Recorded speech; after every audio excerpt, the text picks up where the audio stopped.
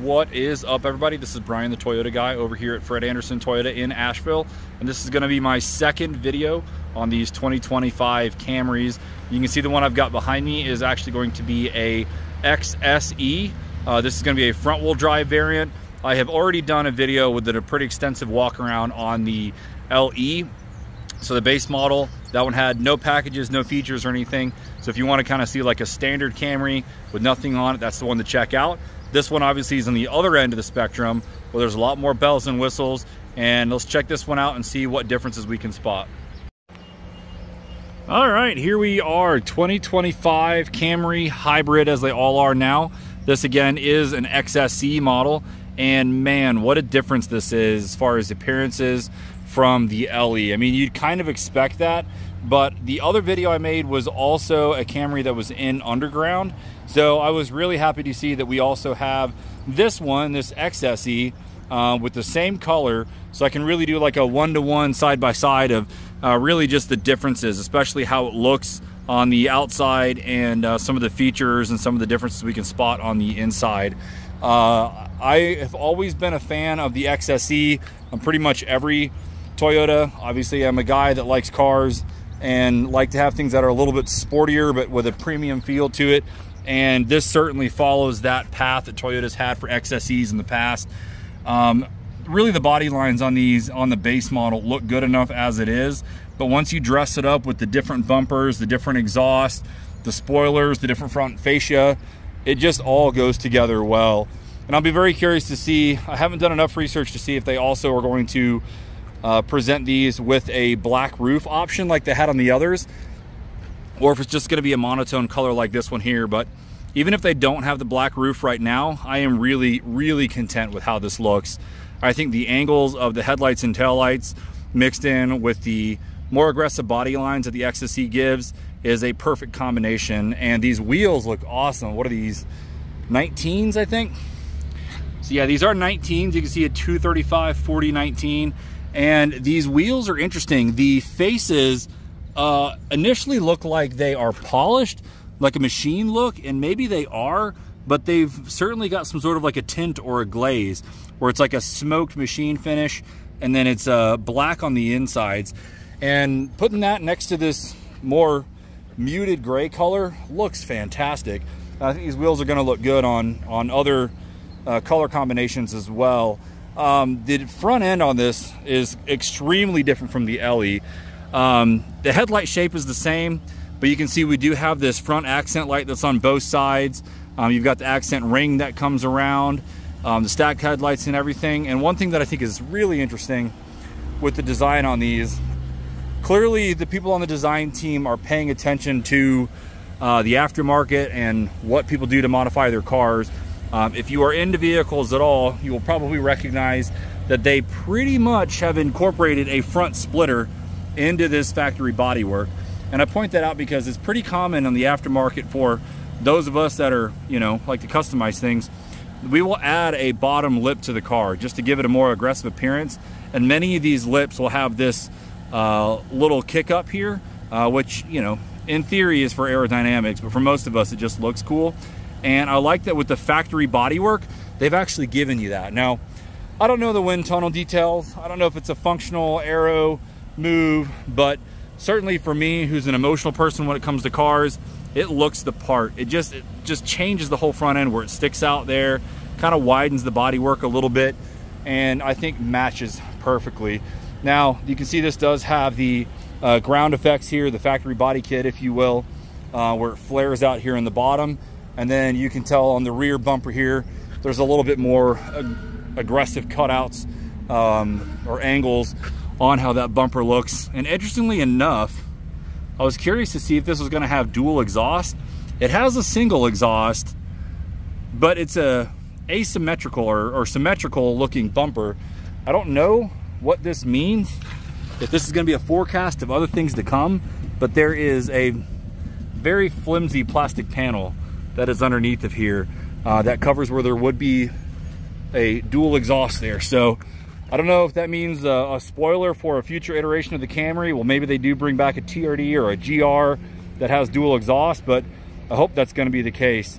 You can see on the rear spoiler, the rear trunk, they do have a small deck lid spoiler, and this is a two-tone spoiler. So it's the only part of the car that does allow for the two-tone on the bodywork. You can see it's got a black finish on it, which is why I'm curious to see what's going to happen with the roof line and if they're going to be able to give us like a two-tone look on that.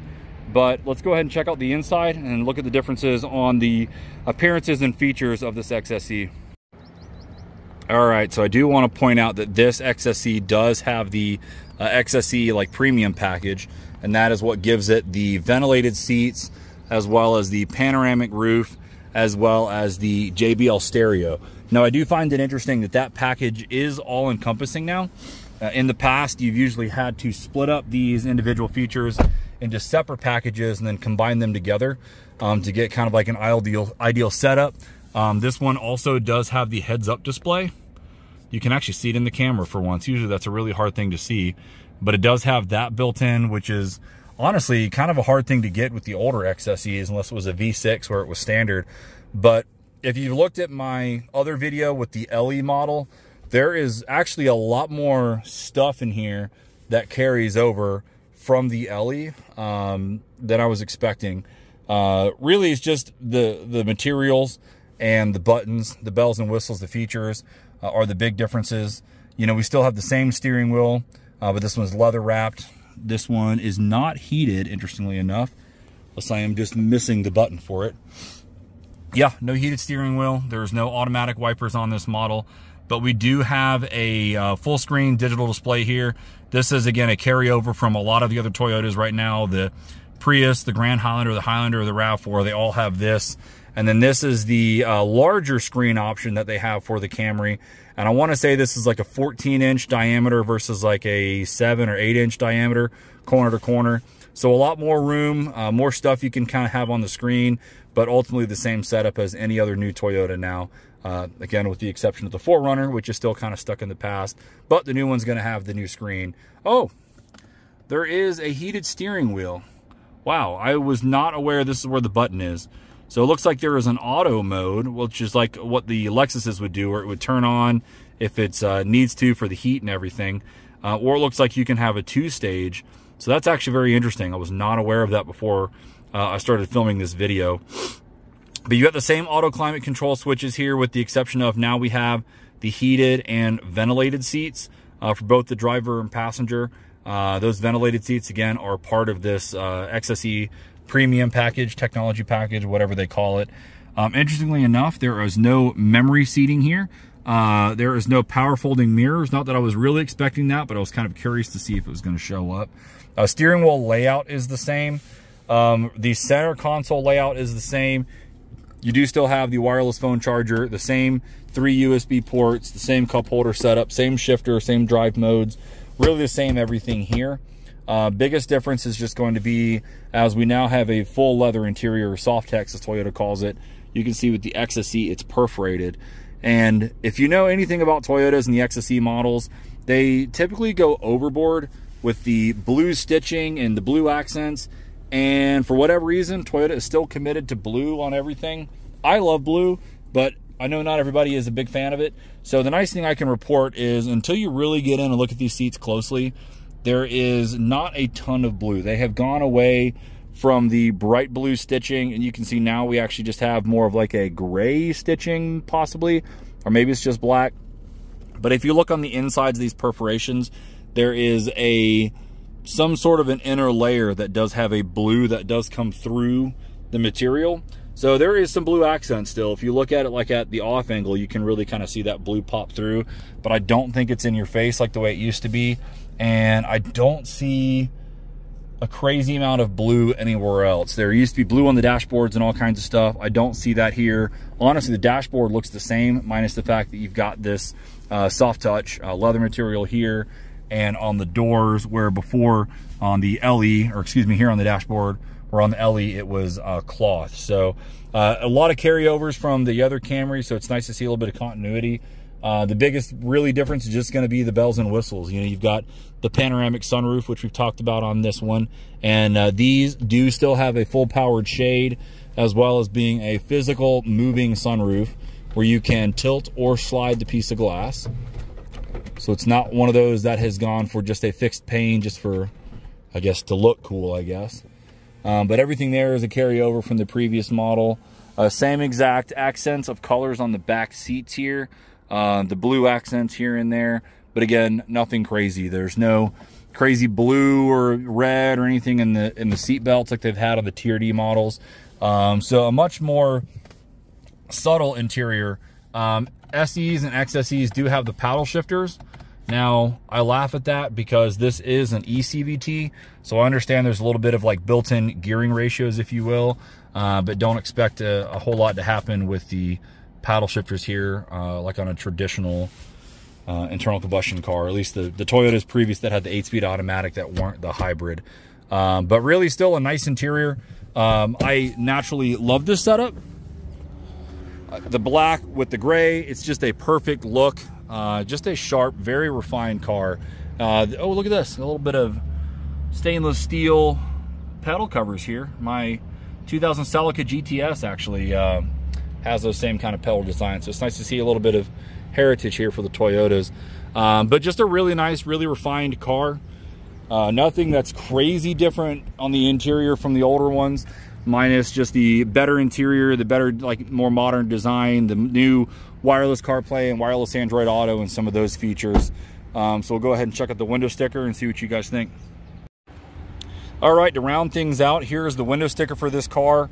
This car is already pre-sold, so I'm glad I was able to steal it for a few minutes. You can see all the standard features that are over here. So it's a 12.3-inch display on both the gauge cluster and the main screen. So I think I said 14-inch, I was wrong on that.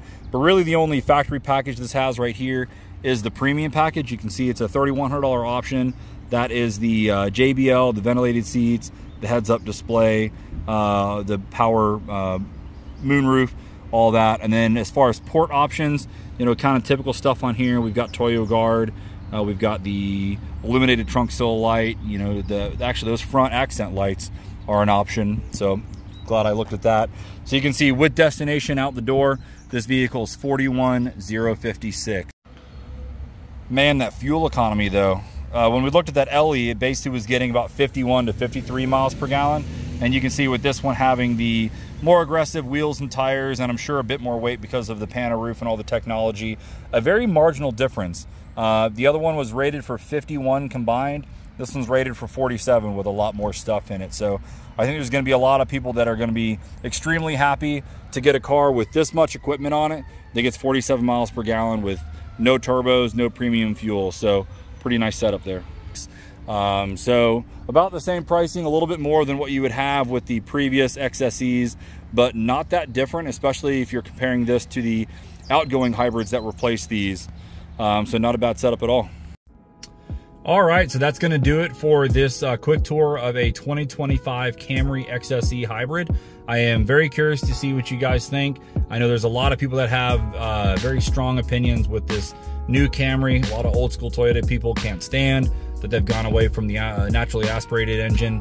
But I can tell you just from my own personal experience being here at the dealership for a few years, this hybrid system, not only does it come with a ton of warranty from Toyota, up to 100 to 150,000 miles on certain components, but I have generally seen most of these cars that are driven normally and not parked for years and years with no miles on them seem to go the distance. So if you're planning on buying this car brand new and putting 200,000 miles on it, you're gonna be fine. I'm not worried about that at all personally.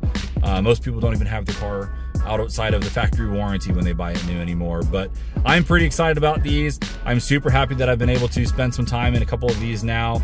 I'm sure there's some things that I've missed, so I'd love to hear from you guys in the comments. What would you like to see about these Camrys? I'll see if there's any more that are coming through that are more specific on some appearances and packages and features that maybe we haven't yet had a chance to cover. But as always, stay tuned for more Toyota content, and thanks so much for watching, and have a great day.